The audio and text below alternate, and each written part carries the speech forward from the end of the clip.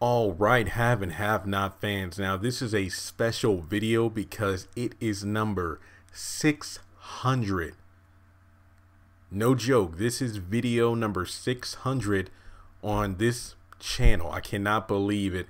I remember when I left my job in October, I think I was around 300 or 400. I remember that was the first video I actually showed my face. I did like a live stream from my iPod. I was saying, hey, here's the 300 video special. I forgot it was 300 or 400. I need to go back and look, but I cannot believe that this channel has expanded with videos since I left my job at the call center. So for this particular video, I was kind of racking my brain while I was home the past few days over Easter to think about what kind of video could I do to celebrate 600, kind of thinking back at all the videos I've done in the past and what could actually get a lot of views. But then it occurred to me that when I was thinking back on what the channel was about a year ago, I thought about the haves and the have-nots in regards to something that could have definitely benefited a lot of the last seasons as well as characters. And I'm talking about flashbacks, because I actually made a little I wouldn't even call it a meme, more like a character collage, and I posted it on YouTube, Facebook, and Twitter.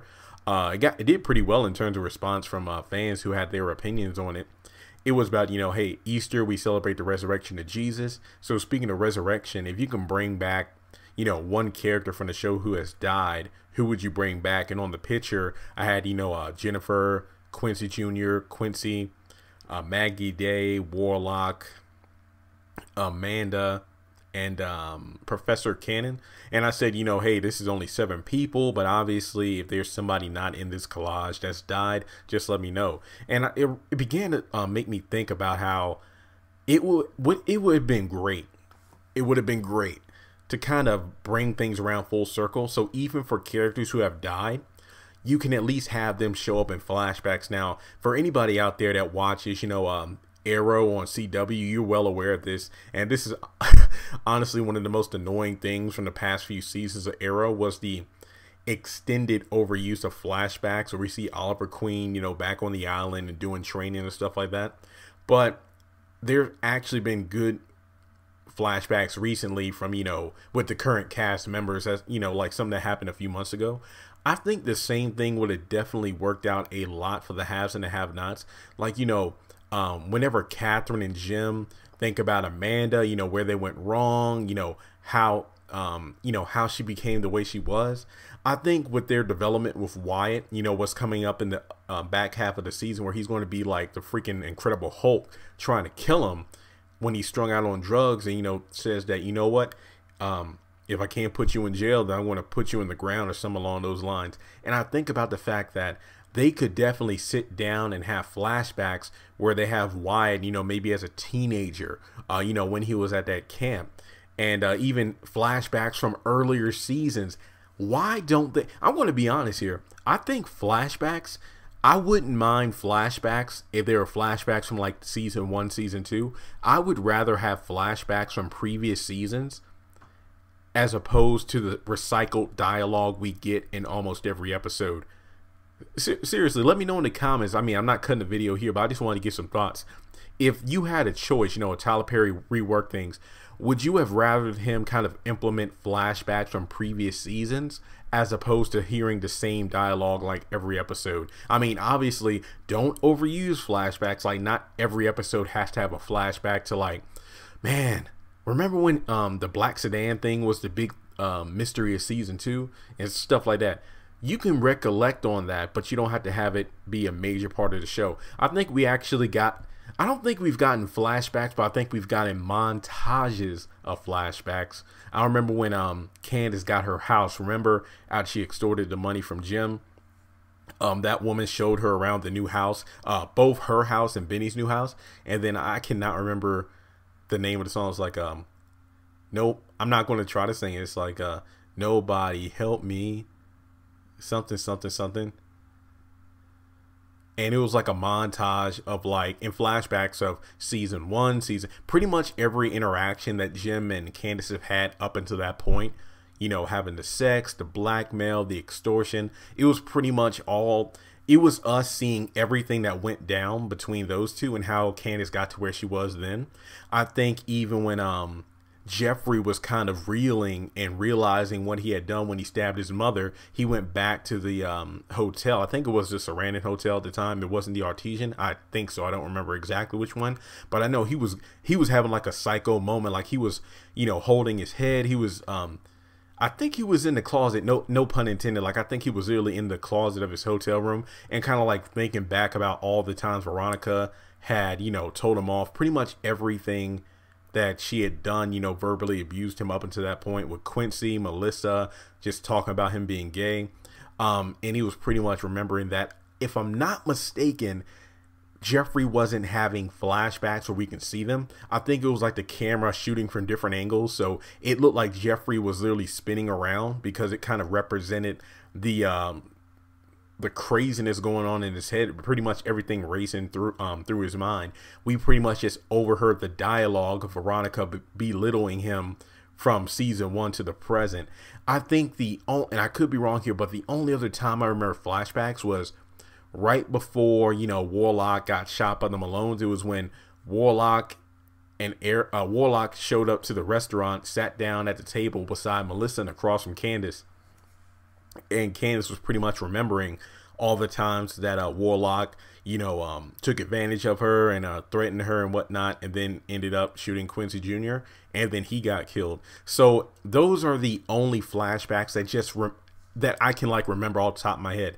I think Tyler Perry could have definitely implemented those a lot more. When I say a lot, don't have it all the time, but I think in key moments it would have been perfect because, number one, the show is still not out on DVD. It's not on Hulu. It's not on Netflix. So for newcomers, flashbacks would have definitely helped out. So when you're talking about, Jim and Catherine thinking about Amanda's death, you can just bring back, you know, a good time is when Candace brought up the fact that she got raped by Professor Cannon, and then talked about, you know, Jim saying, "Oh, honey, you're not doing anything that nobody else is. You're not doing anything that no one else isn't doing in order to pass." It's like you could have had flashbacks from season 1 where he actually said that to Amanda in the hospital. Guys, there were just so many ways they could have done this. I mean, maybe it's for like, you know, contract obligations. Like, you know, oh, if I use a flashback of this character, then that means I have to pay them. Maybe those little things are a reason why that didn't happen. But at the same time, I'm like, it would have been a great way, even better, have flashbacks of things that didn't happen on the show. Here's what I mean by this. Flashbacks of Hannah remembering when Warlock was younger and she kind of took him in as her own when he was out on the streets. We could have had a flashback of a younger Benny, Warlock, and Candace, you know, kind of being like siblings. I mean, I can go on and on. I ought to do that at some point, either me and Chandler or somebody else, or just I'll do my own list talking about all the different flashbacks and montages that could have happened during the haves and the have-nots, just so we can have more insight to the characters, to give us more depth to them, even characters who have passed on. Like, let's say if Warlock is ever discovered to be dead by the likes of Hannah, definitely could have had a flashback moment. I mean, if I'm not mistaken, not a lot of people even know that he's dead. I mean, aside from the Malones and Candace, I don't even know. I think that's just a swept under the rug kind of thing.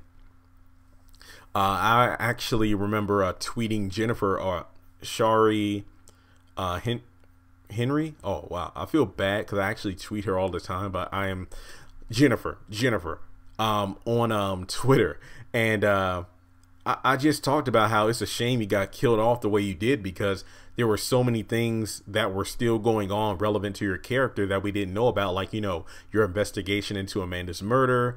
What exactly did you and David have in the past? Did he have an affair? Or, as you already said, he was loyal to a fault, meaning that David most likely never had an affair with Jennifer while he was with Veronica, but that didn't stop Jennifer from trying to push herself on him. So I just feel like there was so much lost potential there. Like, again, have a flashback of Jennifer, you know, looking into the investigation, or better yet, have a flashback. And this is something that could still be done. This is something that could still be done with George bringing up the whole bullet thing about how the same bullet used to kill Amanda killed Jennifer.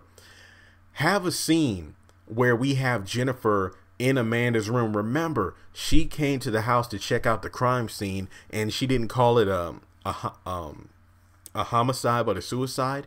When she went up the stairs, the flashback could have been her in Amanda's room and said, you know what, we're going to call this as a suicide. But then her, either by herself or talking with another officer, okay, take these photos. We're going to do a private investigation because there's no way this was a suicide. So she could have called it a suicide just to kind of calm the criers down, but then did her own private investigation to get in more in-depth info about what exactly went down the night of Amanda's murder, not suicide. Tyler Perry, there are just so many ways you can do this in order to bring life to characters who have either never gotten a full backstory, characters who have left the show but are still relevant, like, you know, have a flashback, you know, when Quita and Candace are talking in the jail cell about Quita talking about, what you talking about, he beat you because he loved you. Have a flashback of, you know, Candace and Quincy's relationship. That's one thing I was always mad about. I get it in some cases. You just don't get to see things, but in some stories, not just TV shows and stories as well, sometimes you show and you tell. It's show and don't tell. Sometimes showing is better than telling, and then in the flip side, sometimes telling is better than showing. Basically, if you build somebody up, like another example, a fighting show, an anime or whatever, if you talk about how powerful someone is and they're built up to be like this invincible person, then at some point you're going to have to show it. Unless you're like a master or some like a guru, you really don't really need to have them display their strength in a big brawl. You can also just show little hints of how powerful they are. Same thing with these stories with the haves and the have-nots. Now, I'm not talking obviously Dragon Ball Z power levels or things of that nature, but a lot of these characters have a lot of power, such as Catherine, Veronica. One phone call and they can make almost anything happen. See what I mean with that? It's like, we know that Catherine's an heiress. That's great. And we know about her father. Again, another perfect. I know if me and Chandler actually did a video, we would tear this subject up, because there are just so many characters who have passed on even before the series started. But just one flashback would just make them so much more relevant to what's going on. Like, you know, Jim talked about how Catherine's father was a raging alcoholic, which kind of explains where Wyatt got it from. I mean, yeah, we know that his experience at that Bible camp with a priest was kind of the trigger. But at the same time, it's like, let's see what it was like for a previous generation of Wyatt's family and how they acted when they were drunk, and compare that to Wyatt to see what the difference is or the similarities, because it would really bring things a lot closer together. Because even though we talk about these characters a lot, you know, like Catherine's father, heck, even Veronica's father, who I believe had died, but we know that Jim sued the hell out of him. Let's have a flashback to that. So many ways. Also, another flashback. I feel like I'm doing a flashback listing when I wasn't supposed to on this video, but it's just pouring out of my mouth here. Have a flashback to, you know, Veronica and what was it? Veronica said that her and David were friends of Melissa's parents. And, you know, have a flashback of that. Or even when Melissa revealed the truth to Jeffrey outside of the Crier house after Amanda's funeral. I think Candace was there too. When she admitted to Veronica's plans in terms of, you know, she took over my parents' business because they're going bankrupt, and took over my dad's hospital bills because he has cancer. Have a flashback to that meeting, you know, like the meeting of, you know, what's the word I'm looking for? They use this phrase on one show. I think it was like an unholy alliance or something along those lines, where you have Veronica setting up the deal with Melissa's mother, because obviously her father was out of commission, so to speak. Those little things would have made so much more sense. It would have been like, oh, snap. That's what happened. Tyler Perry could have definitely benefited from flashbacks. Now, with the show, possibly, and it looks like, and there's another video I'm going to be doing soon, because it does kind of hint at the haves and the have-nots indeed coming to an end in 2020. So it has to do with one of the main cast members being like a series regular on another show, but that's another video for another time. It is sad because this show is great, but they had so much more potential. So maybe in another Tyler Perry project with Viacom, he can actually implement pretty much look back at the haves and the have-nots, what he did wrong, and implement that in another show so it doesn't happen again. But I feel like overall Flashbacks would have been a definite bonus for the haves and the have-nots, because for one, I feel like the episodes might have been slightly longer or less boring, because I'd rather see something from like season 2 that's relevant to what's going on in like a season 5 or season 6, as opposed to the same, well, maybe not the same characters, but the same bout of dialogue going back and forth for 3 episodes. You know, like Oscar talking with Candace, you know, Candace going on about how you took my money. Just one time they could have done a flashback of, you know, Candace realizing that the money was gone from her account, and then, you know, Oscar revealing how he took the account numbers and whatnot when I put money in your account. Those little things would have been beneficial, because number one, it would have sparked people's memories. It's like, oh man, I forgot that happened. Number two, for people who came into the haves and the have-nots late in the game, like they didn't see the first few seasons, they would have been like, oh, so that's how it happened, because Candace keeps talking about how you stole the money, but I never knew how she got the money, where she got it from. Those little things could have definitely added little bits and pieces to the haves and the have-nots. I want to be honest here. I feel like if flashbacks were implemented in the show earlier, I feel like fans of the series would have been even more vocal than they are now about having this show released on DVD or Blu-ray. I feel like fans who came into the show like season 4, season 5, they would have been like, hey, that one flashback, I was talking with a friend and they said that was from like season 1, season 2. Tyler Perry put the seasons out on DVD or online so I can watch those episodes, so I can become invested in these characters. And by doing so, I'm going to be more inclined to watching a new episode, because if you watch it now, you're going to be lost. Like, I'm not lying. To be honest, you don't miss that much because it's pretty repetitive in terms of the script and the storylines and the plots. But to truly feel invested in the show itself, I really feel like you have to go back to the beginning. Now, I do feel like a hypocrite here because excuse me, there are friends of mine who just tell me, bro, there's this show you need to watch, like The Office, Luke Cage and whatnot, Bob's Burgers, Parks and Recreation. There's so many shows that are I've never been one to follow the trend. Like, you know, if a lot of people hop after something, I'm not really one to jump on the trend. Like, but Infinity War, Avengers Infinity War, oh yes, Infinity War, yes. But I mean, for the most part, I'm kind of a person that kind of, you know, moves at my own pace. Like, you know, once the hype kind of slows down, then I might watch whatever it is and be like, oh, okay, that's funny. But I feel like with the haves and the have-nots, to truly appreciate the story, you really have to go back to season 1. I mean, this is something else. I was on YouTube about a week and a half ago, or well, I know it was recently. I was just watching on the OWN network some of the clips and episode previews from like the first few seasons. Like, you know, next Tuesday on the haves and the have-nots, Amanda gets revenge on Professor Cannon. Just looking at those clips, like even when Jim and Catherine confront Professor Cannon, when the cops pull over Warlock, you know, the Malone cops. When Candace had Jim in the war room taking photos with those transgender people and whatnot. Those things are just amazing to watch, because it's just like a good refresher, even for me, you know, because I talk about that stuff a lot, but it's nothing like going back and rewatching the scene. Like, I might remember almost every detail, but just to go back and watch it is like, wow. And then if you scroll down and see the date for when that video clip was posted on YouTube, is like, that was in 2015. Oh my God. It really makes you puts things into perspective about how much time has passed in our world, but how little time has passed in the haves and the have-nots. So with that being said, guys, I just wanted to end this video with this. Thanks so much for rocking with me since, you know, I started doing this full time. 600 videos, man, that's a milestone. Like, I still, you know, 100,000 subscribers is the goal, but I need to just pay attention on other details, like, you know, how many views the channel has gotten. We're almost at 4.5 million views as a whole on the channel. This is video number 600. I mean, mind you, maybe the first couple dozen videos on this channel aren't have not related, because I started YouTube a while ago, but I didn't start consistently making videos until maybe 2015, 2016, give or take.